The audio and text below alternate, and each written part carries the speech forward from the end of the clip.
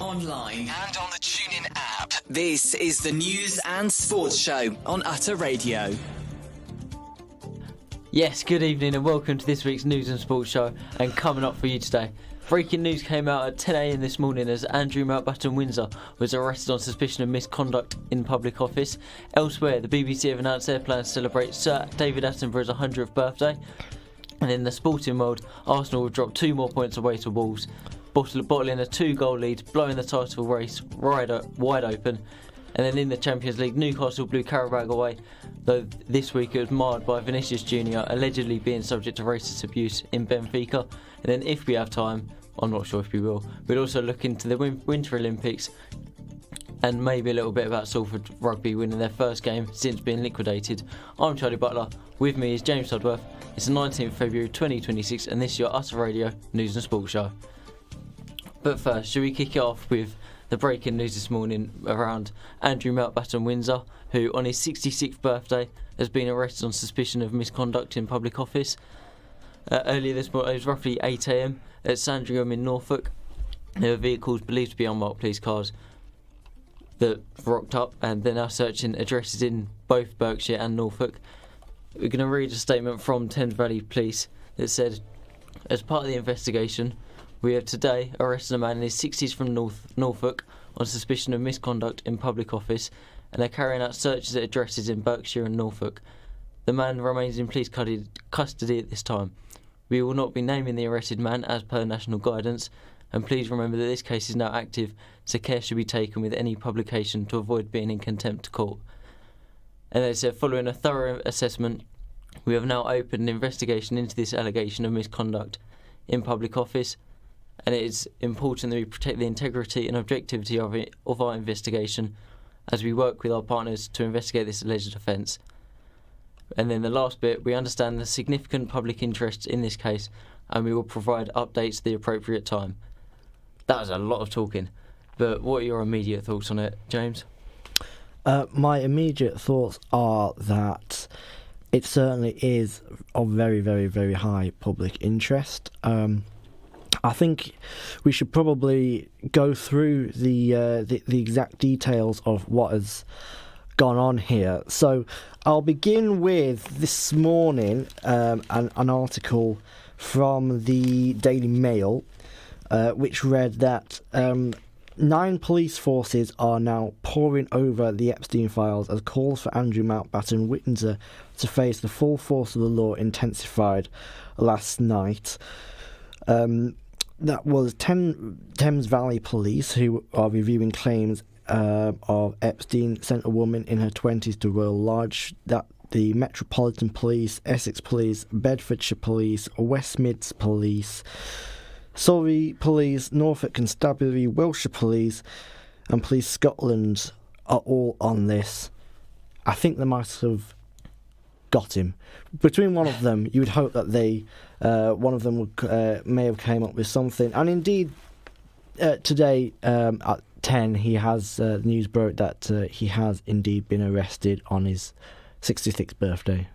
No doubt. And what a birthday to have. What a birthday to remember. Yeah. Happy birthday, Andrew. And then going into what all the police forces are doing. Yeah. So Essex Police, they're examining flight logs and emails referencing Epstein's private jet using the Stansted Airport. Bedfordshire Police are assessing Epstein's use of London Luton Airport. The Met Police launched a criminal investigation into Peter Mandelson following claims he passed market-sensitive information to Epstein. And then Surrey Police are seeking information on an allegation of human trafficking and sexual assault dating back to the mid-1990s. Norfolk that's the tough Norfolk word to say. Constabulary. That's the one. Reviewing Epstein files but have not received specific allegations. Wiltshire Police are reviewing its records and cannot definitely say that we have not had any allegations at this stage. And then Police Scotland said it wanted to speak with anyone with information about Epstein's private jet using Edinburgh Airport. Then the final one is West Midlands Police confirming it was assessing Epstein's use of Birmingham Airport. So basically, West Mids Police, Police Scotland, Wiltshire Police, Norfolk Constabulary, Bedfordshire Police, Essex Police. Yeah, none of these relate to Andrew. If you have a look at them, and what he actually has been arrested for, allegations that pertain to his time as the UK trade envoy around 2010. What he's actually been arrested for, the charge, is suspicion of, well, he hasn't been charged, I should say. News of a charge hasn't come out yet, but he's been arrested on suspicion of misconduct in public office. And that is to do with sharing confidential government and trade information or reports with Jeffrey Epstein. This stems from documents and revelations in recently released Epstein files by the US Justice Department. So essentially, it's very business orientated. It's, I suppose, national security related. It's not to do with any behaviour toward women or towards victims of Jeffrey Epstein. It's not to do with his private life and what he did or didn't do on Epstein's Island. This is very much in the name of national security and sharing sensitive government information and state secrets. Anything to do with the Epstein files, he has denied any wrongdoing with as well. Yeah. So Andrew has, from the beginning, has denied any wrongdoing, involvement with Jeffrey Epstein. He's never ever admitted to even any knowledge of meeting with any of Epstein's victims, despite there being extensive evidence to suggest otherwise. We had Virginia Guthrie, I hope I'm saying her last name correct, who she died by suicide in 2025. No criminal allegations toward Andrew and his involvement with her were ever made. He was never charged with anything. He was never arrested for anything. Although they did settle on civil claims. So involvement between the two of them was proven, but no criminal investigation or no criminal charges were ever brought against him. Do you want to talk about the King's response, Charlie? Yes, so the King earlier, I'm not sure what time it was, but he released a statement saying that I've learned with the deepest concern the news about Andrew Mountbatten Windsor and suspicion of misconduct in public office. What now follows is the full, fair and proper process by which this issue is investigated in the appropriate manner and by the appropriate authorities.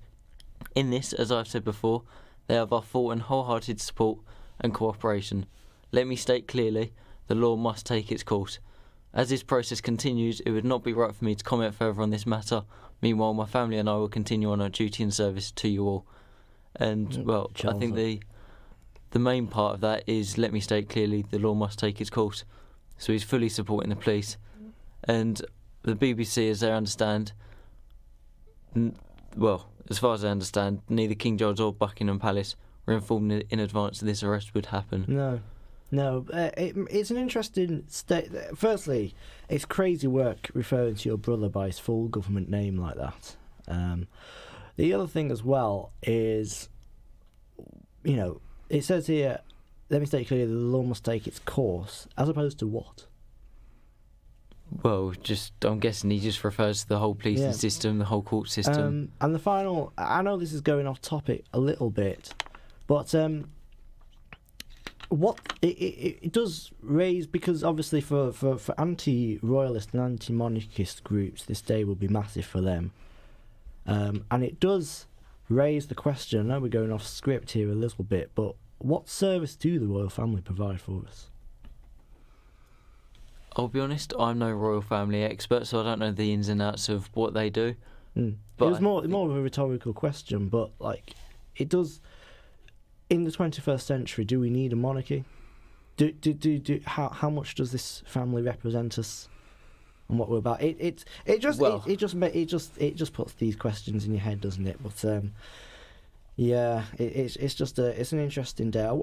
Personally, I won't be surprised if there is a referendum held in the not too near future on the monarchy. But that's just possibly. me. That's completely just my opinion here. Yeah, but what have sorting out the TVs behind us? I'll carry on. So let's talk about what the royal family are believed to be doing today.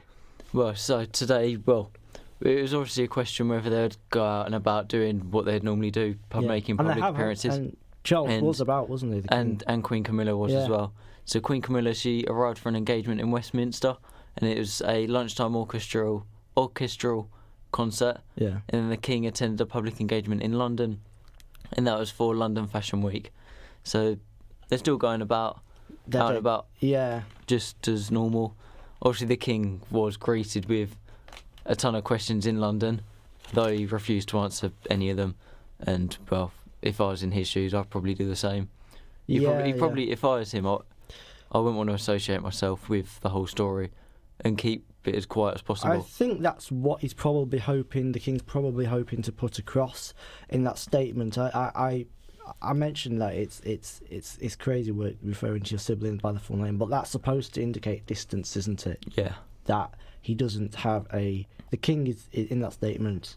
I don't think the king actually wrote it, but whoever wrote it on behalf of the king, the palace, is trying to put across the fact that I don't have a relationship with my brother. Yeah, and it's almost... He's not even my brother at this point. He's just Andrew. He's just some guy who lives in Sandwich. It is almost like that, with them just going on with their daily lives. Yeah. Because it would have been very easy for them to say, no, we're not going to do that. We're going to keep quiet, stay quiet, hide. Do you have siblings, Charlie? I have one, yeah. Yeah. Is it a sister or brother? Older brother. What's the worst argument you've ever had with your brother? I have no idea. There's been a lot.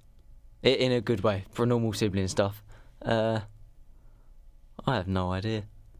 I remember once when I was a baby, when my brother was a baby, we used to build wooden train sets, and he threw a wooden bridge at me. So I threw it back and it hit him in the face. Ouch. And it's where terrible. was it? In the eye or...? Just above the eye. Just above the eye. He still has the scar to this day, actually. Oh, there you go. Yeah. Talk about leaving your mark. Hey, leaving your mark. Exactly. But shall we recap where we are in this saga? So we're going over past ground here. So late last year, Andrew was stripped of his royal titles, which is why we don't refer to him as Prince Andrew anymore, obviously. Yep. And he's no longer the Duke of York either. He was also stripped of all military honours as well, and he was evicted from the Royal Lodge in January this year. And it's all due to his Epstein links. And it all goes back, if you remember. Where were you in 2019, Charlie? 2019, I was in year 8. In year 8? Oh, wait, no, it depends on when in 2019. But I'd have been year 7 or year 8. I think you would have been year 8 when the infamous... Do you remember the infamous interview? I can't believe you were in year 8, by the way. I know, it's nuts. I was in sixth form. I know, and I'm 20 How is that this year. possible? It's nuts. 6 years ago. No, more than that. How is that possible? 7 years ago. Anyway, like I say, I was in sixth form at the time, and when her name escapes me, the lady who did was it Victoria Derbyshire? I think it was Victoria Derbyshire who did the interview really, really well. She didn't let herself. It was a Newsnight one, wasn't it? She didn't let herself be bullied by him. Not bullied, but she didn't let Andrew talk his way out of what was going on. It's like what a lot of politicians do. Yeah, they and try to answer the question by not answering the question. And I'll never. Yeah, it was Victoria Derbyshire, and two things that came out of that interview, which I think really sort of was the first nail in the coffin, which has led us down the road to this point, was a lot of people were saying that the lack of empathy that Andrew appeared to have with the victims of Jeffrey Epstein was stark. He didn't express much sympathy. It was very much, it wasn't me, it wasn't me, it wasn't me. It either she's making it all up or it was someone else. That was towards Virginia Giuffre, who it's devastating that she isn't with us anymore. And I would like to say, I think we can. I've said this before. we can lose perspective sometimes, but this is deeply, deeply human tragedy. And I know that he hasn't been arrested for anything to do with as sex far as we trafficking. know, Officially Andrew hasn't been arrested for that. It's to do with trade envoy and I get that. Yeah. I get that. So I'm not saying that Andrew did or didn't, but the point is, Jeffrey Epstein was a convicted sex trafficker. That's true. There were real victims in this case, and I think it's important that doesn't get buried under the sensationalism and salaciousness of it all. But yeah, so I thought she did a really good job with Victoria Derbyshire in that interview, and it's led us down a point. I mean, where do you think we talk about a fair trial and the global interests, Charlie? Where do you think we are with that? Is it possible for Andrew to have a fair trial, do you think? I don't think so, no, because with the amount of people in the public that will say that, they'll straight away say, yeah, he's guilty, even though we don't have a clue. Yeah, and another thing as well, a concern is for Andrew, if this does indeed, if he is charged and this goes to court, a problem is we've got as well is he's been arrested for sharing information that he shouldn't have shared as a trade envoy on suspicion of doing so. The problem is, obviously, that we've got is people in their heads are automatically going to think of Jeffrey Epstein, they're going to think of sex trafficking, they're going to think of all the information that was released. Did you see the photograph that was in the paper the other day? Of Which one? It was depicting Andrew, what appeared to be Andrew, I have to say that, what appeared to be Andrew over a woman on the floor. Yeah, I saw that one. That's all in our heads. We can't take that out of our heads now. Do you understand what I mean? I've got would you like me to break down just very quickly what contempt of court is? Go for it. So basically, when someone is arrested under Section 2 of 1981 Contempt of Court Act,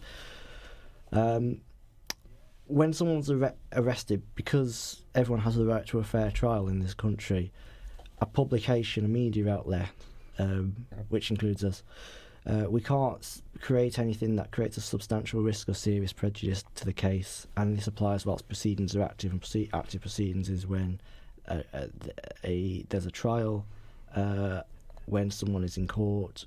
It begins the minute an arrest has been made.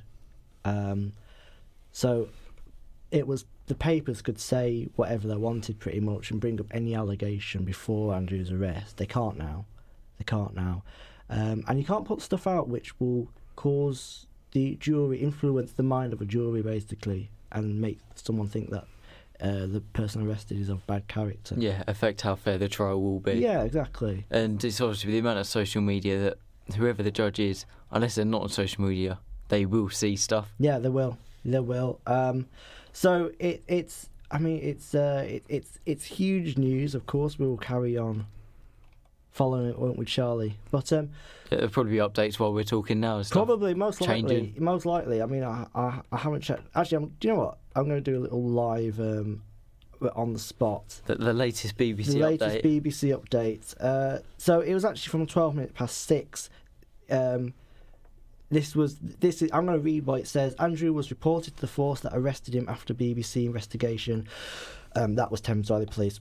And this was written by...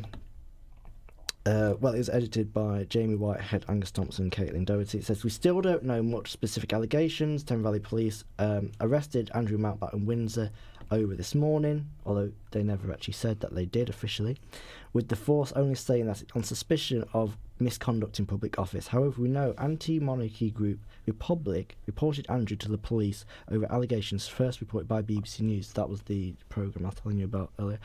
Earlier this month, we reported on emails released in the US as part of the disclosure of documents linked to the Jeffrey Epstein investigation. The former prince is alleged to have shared confidential documents with Epstein in 2010, who by that time was a convicted sex offender. The email dates back to Andrew's time working as a trade envoy on behalf of the UK government. It allegedly shows that he forwarded reports of his visits to Singapore, Hong Kong and Vietnam to Epstein, and confidential details of investment opportunities. Official terms of reference for the role of trade envoy state that it carries with it a duty of confidentiality in relation to information received. Andrew has consistently and strenuously denied any wrongdoing. Being named, this is very much an official line that the BBC had to put in, being named in the Epstein files is not an indication of misconduct. But it is true, to be fair. It's true. It's true. That whatever. But anyway, yeah. So that's basically what it is. Why he was telling Epstein about? I mean, there's nothing wrong with saying that you've been to Singapore, Hong Kong, and Vietnam. But why he was giving confidential details of investment opportunities to Epstein, I don't know.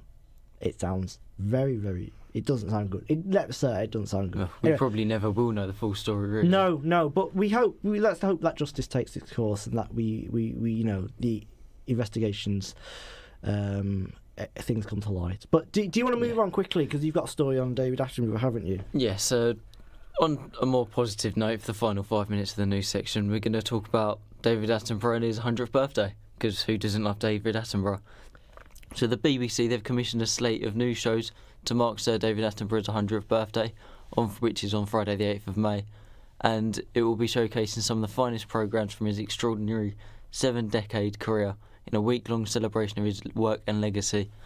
The new programmes include Making Life on Earth, Attenborough's Greatest Adventure, Secret Garden, and then David Attenborough's 100 Years on Planet Earth, which is a celebratory live event for BBC One and iPlayer from the Royal Albert Hall. So he's not doing bad, is he? No, he's not doing bad. He's been around forever, hasn't he? And I think I think every primary school child at some point watched a David Attenborough series, or and it's nice. He's part of what I would say is like a dying breed of broadcaster. He has that ability to just, everybody likes him. Yeah, I don't know one person that doesn't like him. Everybody likes him, and that's going out the window a little bit, sadly. I don't think he uses. You can absolutely check me. In fact, I'm going to check myself. I don't think he's on. Is he on social media, David Attenborough? If he is, I doubt he'd be controlling it. He'd probably have someone controlling it for him. I can't see. Yeah, there's an inactive account that looks like it was to do with a project that David Attenborough was working on, but he still looks healthy. He still looks going strong. He still looks like he could be around for a couple more years left, and he's working as well, isn't he? Still, yeah. No, he's a national treasure, really, and happy birthday to him when it comes. And can I say something? I hope he's still alive by 8th of May. Yeah, it is a few it is a few weeks away. You've got hope. I'm just thinking now, like, it's a while away. So. It is still a couple of months. Yeah. It's not like the 8th of March, where it's in a few weeks. He's a 99-year-old man, so it's not a stupid thing to say. But I hope that I hope nothing happens. Yeah. Before then. Well, stub his toe or something. That's the end of him. But like you said, what's your favourite David Attenborough series or show that you can say off the top of your head? I'll be honest, I've never watched any. I've not binge watched any of them. You have watched David Attenborough. I've seen the odd one where they've been on telly. Yeah, right, yeah. I thought that would also be an incredible plot twist for because I've never seen David Attenborough. No, I know who he is. I've seen some of his stuff. Blue Planet was nice. Yeah. I don't know if you ever watched that. I'm sure I have at some point. Yeah, the BBC Two documentary. Should I explain what the free shows that they're going to be showing? Yeah. So the first one, Making Life on Earth, Attenborough's Greatest Adventure, features new interviews with David and the original production team as they reflect on the making of the groundbreaking series Life on Earth for the BBC One and iPlayer. And then Secret Garden is a new primetime series for BBC One and iPlayer, in which Attenborough reveals the hidden worlds and remarkable wildlife thriving within British gardens. And then the final one is the 100 Years on Planet Earth, which is a celebratory live event for BBC One and iPlayer from the Royal Albert Hall, featuring the BBC Concert Orchestra and special guests. Yeah, and we all hope that he's around. Although, to be fair, even if something tragic were to happen, Yeah. I think they would still do it. Yeah, I think all of this would still go ahead. He'd have a very different tone. But no, good on him. No, well done to him. And his career as well. He's had a great career. Yeah, he really has. Where does he rank among all those on TV that you've seen? British broadcasters? I wouldn't. So for me, I wouldn't personally put him first, but he's definitely up in the top 5. Who would be first? I'm putting you on the spot here. Like my favourite British broadcaster. Yeah. It might be a bit controversial, but Jeremy Clarkson.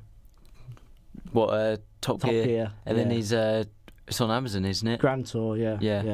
No, And then, I do. What's I the do like. farm one he does? Clarkson's Farm. That's the one. Yeah. So he's a farmer now, but he's still on TV. But no, I just like him. Like, especially not so much his new stuff. I know Clarkson's Farm is a bit dull, but I like the old '90s stuff he used to do. Top Gear. Top Gear and what he used to do before Top Gear. So like the Clarkson's Motor Years and stuff like that. Clarkson's Motor World. Clarkson's Car Years. Clarkson's Motor World. That kind of stuff. I might be too young to have heard of that. Yeah. No, I'm too young too. I'm too young as well. I never heard of it. No, I wasn't around in the '90s. I just watched old stuff on YouTube. But yeah. Anyway, shall we move on to sport? Right on cue as well. It's good timing. Should we kick off with last night? Yeah. Aren't we getting our little jingle? No. All right. No, we stopped that last week. But yeah, last night, Wolves versus Arsenal. 94th minute, Calafiori goal saw Arsenal throw away a 2-goal lead at the Molineux against Wolves. Obviously finished 2-2. And this result sees Arsenal move 5 points clear the top, which sounds great. But Manchester City have a game in hand. And they're in better form than Arsenal. Villa, slightly. Villa are only 8 points behind. Villa are still in it, and they've got a game in hand as well, haven't they? Yeah, they have. So that could be 5 points. City could be 2 points. Yeah. And Manchester City and Arsenal are yet to face off at the Etihad. Wolves is technically one of my local teams. It's from down where I'm from. All the talk will be about Arsenal, but let's give a little bit of credit to Wolves as well. Yeah, they're going down without. Yeah, all day long. I'm not happy to see that. I'm a Villa fan, but I'm not happy to see Wolves go because they're on 10 points. They've been tragic this season, even in the first half. They have been awful, and even their last 5 games, Rob Edwards really hasn't done much. 3 losses, 2 draws. That's 2 points in 5. That's abysmal form. 1 win. It's better than under Pereira at the start of the year. It is better than Pereira, but it's so weird considering that the only big name that they sold were... Well, actually, okay, they sold 2 names, didn't they? It was Cunha to United and Ryan Aït-Nouri. Yeah, although it's been coming over a number of years with the amount of players they have sold. Yeah, like Ruben Neves, even when he gone. Yeah. But when he went, Nuno when he went. So it's been a downward trajectory since. They had such a great team when they first came up with players like Johnny, Neves, Matinha. Even the goalkeeper, what was his name? The one before Sarr, wasn't it? Yeah, I'm going to kick myself. Who is it? I'm going to Google it. I can't remember off the top of my head. But Rui Patricio, that's the one. Patricio. Just a whole Portuguese squad. Yeah, Diego Jota, obviously. Yep. And who's the one up front? Raul Jimenez. Who's now at Fulham. That was a classic team, but... Yeah, because when they came up, they finished 7th twice in a row, and then 14th, and then Nuno got sacked. Put it this way, right? Burnley are dreadful. They're on 18 points. They're absolutely awful. Burnley in their own right will go down as one of the worst teams in Premier League history. The one when they lost 17 in the Prem. Yeah. And that was against Crystal Palace last week. Crazy, and they got dumped out by Mansfield. But because Wolves are so bad, they are potentially record. If Wolves need 2 points to do better than Derby did. Southampton narrowly escaped being... Southampton are the second worst team of all time. Yeah. Wolves haven't yet broken the record to be the worst team of all time. I think Wolves won't be the worst team of all time. I don't think they will be, but I think they're having a good go at being, if that makes sense. But yeah, they're doing their best. But well done to them for getting a point against Arsenal. But what do you make of Arsenal? Apple crumble? It's a tough one because I thought that even to even now, I still think they will win it, just because I don't trust Man City. But I thought this year Arsenal were different. I thought, compared to when they bottled it the first time, when they had... It was the first season where they were properly in it. I thought that the players, they were small, they didn't have experience like... They had players like Fabio Vieira, Smith Rowe. Even Sakari looked a bit small, inexperienced. Whereas if now it feels like I'd not explain this well, but a big team. They all seem like they're... Physically. A big, height. Yeah, it's like Declan Rice, Gabriel, Saliba. Even lots of Calafiori. Even Sakari, he's obviously matured. He's only 24 somehow. And then players like Jesus, obviously got a bit of experience. David Raya, who I am not 100% sure on. I never have been. I thought Arsenal were different. But I think they just need to get that ruthless edge. Because yesterday against Wolves, 2-0 up, you get a third and they crumble. And you can get 4 and 5. And the goal difference as well. Because the goal difference is now, I think Arsenal's is 32, Man City is 30. If Arsenal win it by 2 or more yesterday, then a 4-goal difference. Yeah. Which means that while City are 5 points behind them, City win that game in hand, Arsenal can then afford to draw against Man City and draw another game. Yeah. Obviously depending on the goal difference. Yeah. But now I think City will be licking their lips going, yeah, we can do these here. And it don't get any easier for Arsenal because they've got Tottenham away. If Arsenal stumble from here out with maybe Champions League, they're still in the FA Cup as well, aren't they? They've got an EFL Cup final coming up. Both Manchester City and Arsenal are in to do they're both in it to do the quadruple, right? Which is the first time Could you imagine ever. Both of them were to crumble under the weight, and Villa or dare say even United came out of nowhere, had a blistering end to the season, came out of nowhere and won the title. Never going to happen. It'll be City or Arsenal. But imagine the scenes if they actually did. If Villa were to win it, it'd be great. It would be. It'd be one of the biggest sporting stories of all time. Arguably bigger than Leicester. Because Leicester Villa win, it would be big, but nothing will ever beat Leicester. Unless a newly promoted team won it in their first year. It'd be at least equal, because I know Leicester was an incredible story, but obviously if Villa came from third place, because Leicester were on top for a long time, weren't they? It looked as if they were winning it for a long, like Hearts this season in Scotland. Yeah. But if Villa were to come out of nowhere and win it, that would be a massive issue. But I'm just spitballing. I'm just being the ridiculous optimist, really. As a Villa fan, if you can tell. Yeah, you can tell. Can you believe it? No, but it's been a really interesting watch in the league this year. But shall we go to Europe now? And what's going on with that, Charlie? What happened? So if you can summarise what happened in the Champions League. Obviously Champions League playoffs kicked off this week, and the Europa League playoffs, which are underway while we're talking. I just had a look at the score on Forest. I was 2-0 up at half-time against Fenerbahce, which has surprised me. But yeah, Champions League playoffs kicked off this week, but it was marred by the scenes at Benfica, where Vinicius Junior was allegedly racially abused by Benfica's Gianluca Prestiani. Obviously Prestiani and Vinicius Junior, they're going at each other as you normally do. And then Prestiani put his shirt over his mouth and said something. Vinicius obviously reacted to it. And then the ref, after Vinicius had a word with him, called the players off, signalling the racial abuse sign, which is like the hammer sign, just little crossed arms like that. That's not good. That's not good for West Ham, is it? No, it's just a comparison so you can visualise it. I'm a big Hammers fan, and this has all been a misunderstanding. Well, I don't think he'd do that. Could you imagine? But yeah, the game was paused for nearly 10 minutes. Vinicius and Mourinho was talking to each other. Vinicius went and sat down on the bench, and then when the game did restart, Vinicius and Trent were going to take a corner, and they're subject to objects being thrown at them and all sorts. And yeah, what a water bottle hit Vinicius on the arm. Yeah, which, I get like booing Vinicius and stuff, because that's just what every team does. But when it gets to racism and throwing stuff, it's unacceptable.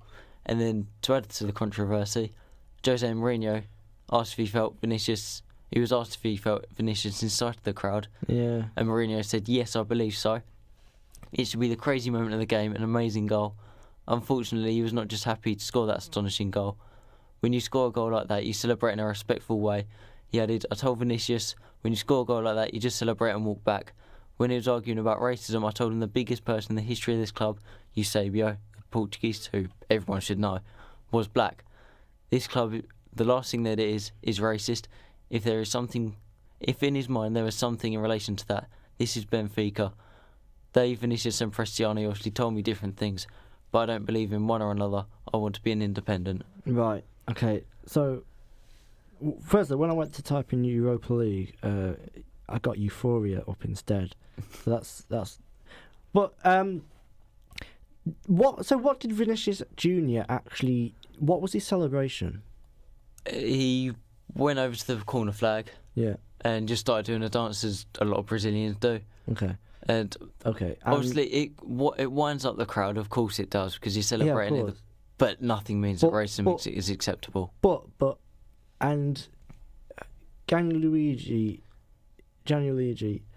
Gianluca Prestiani. Yeah. What was I calling him? Gianluigi. Yeah, you called him Gianluigi. Well, Prestiani. Was there a problem with the crowd before Vinicius Junior accused Prestiani of racism? Necessarily, was the crowd more aggravated than how you would expect usually? I didn't watch the game, but I'm guessing that Vinicius was just getting the booze that you always get normal. Right. Which during a game is fine. Because you would. Can I just say, this is a lot of. We don't exactly know what Prestiani said. Yeah, and it hasn't been proven yet. No, only Vinicius and Prestiani will know. It's a similar-ish situation to Andrew, because obviously nothing's been determined yet. But how many times now has Vinicius Junior claimed to have been a victim of racial abuse? It's all the time. All the time. And a lot of the time he is. I mean, I saw in the Benfica game there was someone in the crowd doing a monkey gesture, which is unacceptable, and they should get a lifetime ban. I don't know.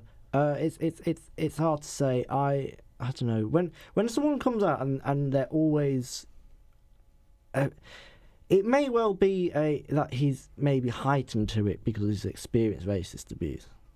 Obviously, which I'm not obviously I'm not condoning in any way, but and I fully condemn. But obviously, I don't know.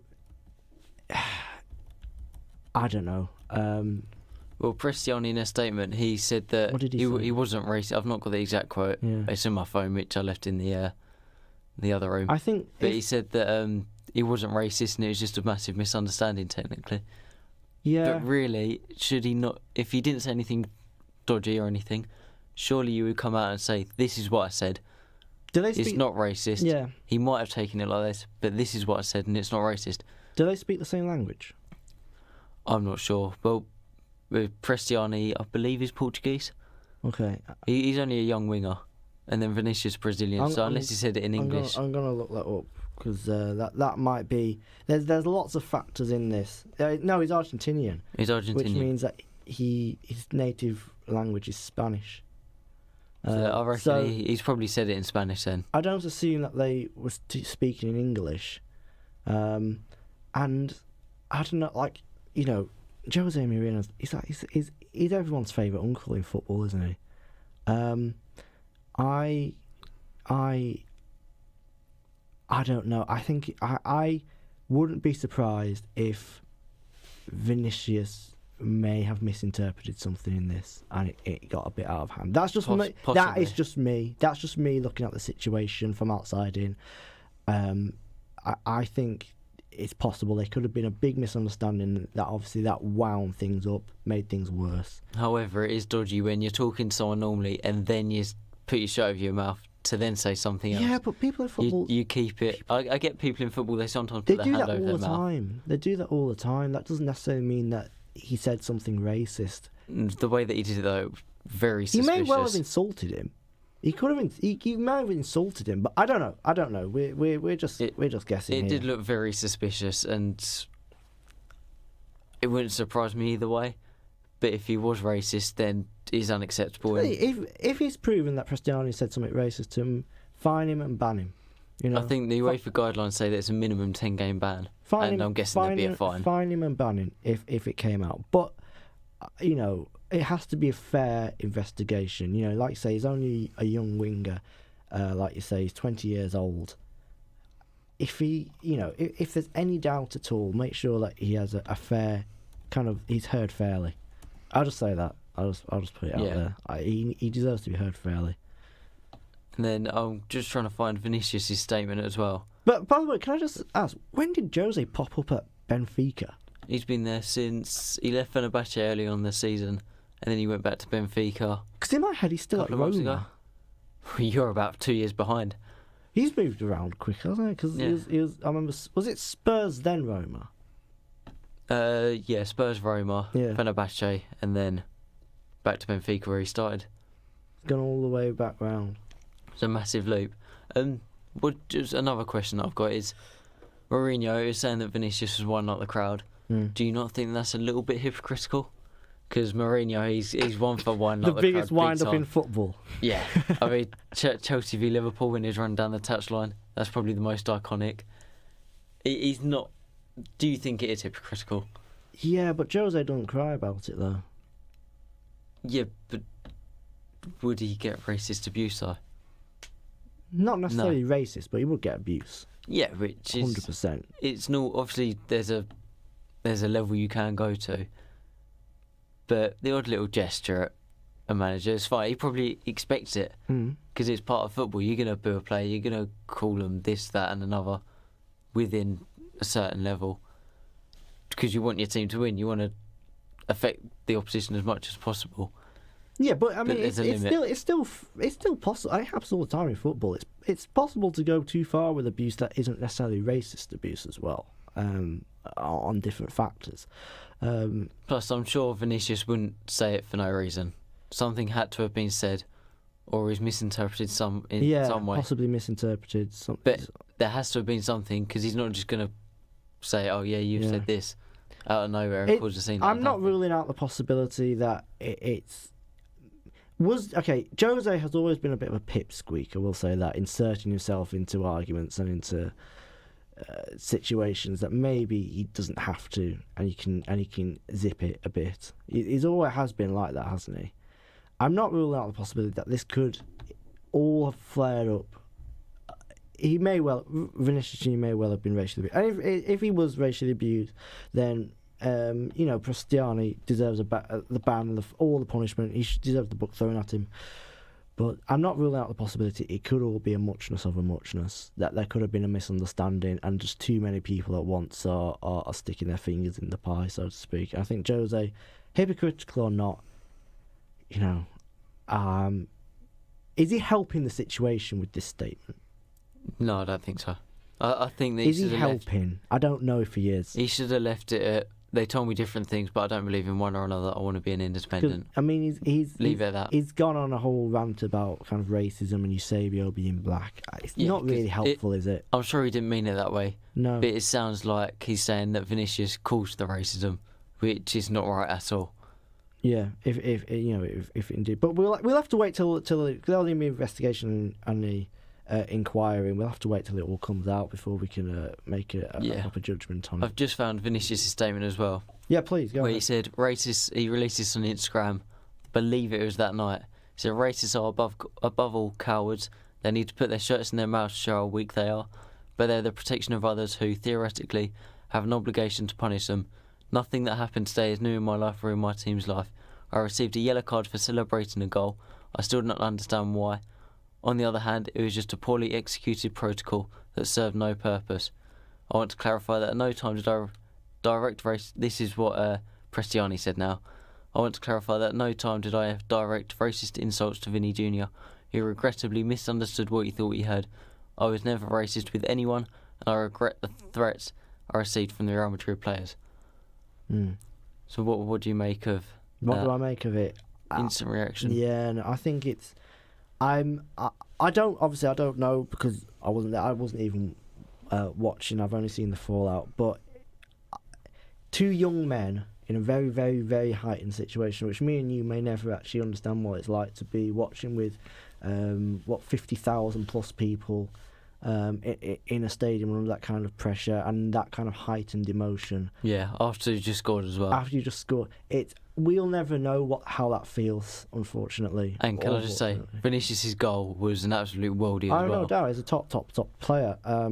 But It may well have just been. I think calmness needs to come out of this. Really, it needs to calming down and then sort it all out, and then find out what's going on. Yeah, I think trying to sort out a situation when you've got 50,000 people, when emotions are heightened, when you've got a huge crowd on your back.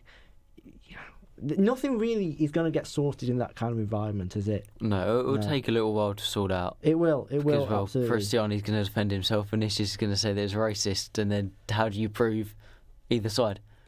No, it's so difficult. It's hearsay. It's he said and he said, really. Yeah. And Jose piping up as well. Yeah, and well, it'll be interesting if Prestiani plays next week when they go to the Bernabeu, trying to come back from 1-0 down. Yeah. But it's turned into a grudge match now. Take all the race and whatever out of it. It will make it it will be a very good watch, because there'll be a lot of genuine anger and feeling and passion in that game now. Yeah, and well, the Real Madrid fans might finally get on Vinicius' side, because I know that he's been subject to the boos and whatnot from their fans this season. From his own. Yeah, just because performances haven't been fantastic though. Yeah. Yeah, should we go on I think a lot of people do hate him because he's so good, though. A lot of the time, yeah. And there is the odd little thing where he does wind up the crowd, but if the crowd give it to him, he can wind up the crowd. Yeah. If he gives it, surely he can take it. It depends what kind of play. You have to think, though, because it's like Robbie Savage, right? Probably the most hated man in football. One of him or Michael Owen or Danny Murphy. One of the three. The point is, I quite like Danny Murphy. He was a massive wind-up Savage when he was a player, right? And too young to know. But the thing is, he knew what he was doing, so he never cried about it. Actually, no, he did cry a little bit. But the point is, you can't control what the crowd do, but you can definitely help the situation. And I think if Vinny knows he's prone to being emotional to abuse, then maybe just need to work on himself a little bit, toning it down maybe a bit. Possibly, I know that that's very, very easy for me to say. I do understand that. I'm not, but in his situation, just looking from the outside in, just helping yourself in certain situations. Yeah, but nothing excuses racism, though. No, of course, no, nothing does excuse racism, but just in general, like aggravating situations. Yeah. Should we go on to a more positive note with the Winter Olympics, where Great Britain won 3 gold medals for the first time in history? I believe it was Matt Weston and Tabitha Stoker won gold in the mixed team skeleton event on Sunday. The skeleton, basically, to summarise, is I can't remember what it's on, but you're basically going head first down the slide. Yeah, it's on a not a bobsleigh. I can't remember the name of it now. It's a skeleton. Is that true? Is that what it's called? I'm no expert, but who knew that the British should be so good at throwing themselves down a slide head first? It's on a board. It's on a board thingy. Yeah. No, someone actually from my my course actually got an interview with Matt Weston before the Olympics. Yeah, before the Olympics. Do you know what he said about it? It was just I can't remember off the top of my head. It was in the show yesterday. But I should have asked for a copy of the interview. Actually, it would have been very good to play out round about now. But he's just saying what a privilege it is to obviously be at the Olympics and representing Great Britain. And he was kind of joking, saying that he hopes he can represent Britain well and do his best for them. I think. Well, he did just that. I think he's delivered on that. Yeah, but he's become the first Briton to win 2 gold medals at a Winter Olympics, which is bonkers. And before him, no British man had won an Olympic skeleton gold medal before, and it all makes him the most decorated man in British Winter Olympics history. Yeah, which is quite some feat. Yeah, and they operate up to a speed of 80 miles an hour, so it's not for the faint-hearted either. It's bonkers. No, but he put in an excellent performance, didn't he? And fully deserved the gold medals that he's won. And all this despite having no track in the UK to actually train on, so had to train abroad for it. Yeah, that's incredible. It just shows the commitment, doesn't it, and the dedication. Yes, there you go. That's something to. There you go. Practice on your local slide. Shove yourself head first and just see how it goes. It's bonkers. And then there was also a gold medal from the snowboarding, where Charlotte Banks and Hugh Nightingale won the snowboard cross mixed team event on the Super Sunday, should we call it? And then a second British team, Marcus Wyatt and Freya Tarbit, missed out on a skeleton medal by, guess how much? I know it's on the screen, but let's pretend you didn't see that. Was it 0.01 seconds? Spot on. Yeah, but that's ridiculously tight. Yeah, So yeah. the barest of margins. And two German teams won silver and bronze respectively. But what a nickname for, going back to Matt Weston, what a nickname for him. The Iceman. The Iceman. It's like Gerwyn Price. Couldn't be any better at the Winter Olympics to be called the Iceman. Yeah, and well, surely you can't get beaten by British people in a Winter Olympics where we have no snow. We rarely have snow, and you've been beaten by Brits at it. Yeah. I mean, by rights, you should go to Danes or Norwegians, shouldn't it?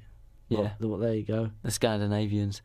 And another little fun fact that is quite humiliating for the men's really, but the women's skeleton team has won a medal at every single Winter Olympic Games since 2002.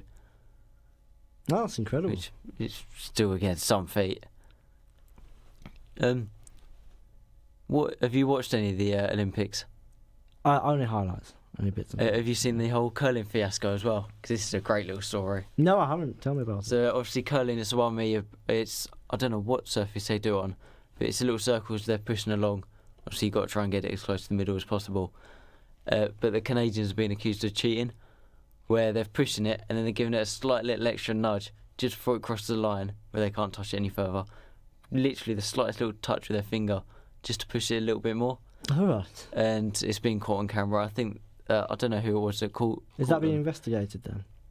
I'm not sure, but the Team GB also got caught doing it as well, which it caused a whole drama, and it was great viewing. It was really good. But it's nuts how the tiny little, it's literally the finger like that. Yeah. As they let go of it, it's just a little finger push, which to the naked eye you wouldn't see it. What's your favourite sport in the Winter Olympics? Ice hockey's got to be up there. Yeah. And I don't know what you call it, but it's the bumpiest snow hill I've ever seen. They're going down it, but how they keep their balance, I don't know. What, skiing? I'm not sure. Bobsleigh? I'm not sure what it's called, but it's the bumpiest surface I've ever seen, and I'd fall off within a second. Mogul skiing, apparently it's called. Mogul skiing. I think that's quite entertaining as well. But I just think the whole coverage has been really good for the Olympics. Yeah. I've not watched an absolute ton of it, but what I have watched, I think has been excellent. The last couple of minutes, do you want to talk about? I believe it's the rugby. Yeah. So talk about the Six Nations. I'll just get my notes up on that. Is England? They're in action again Saturday, hoping to recover. I believe they lost 31-20 to the Scottish. Yeah, so it's obviously last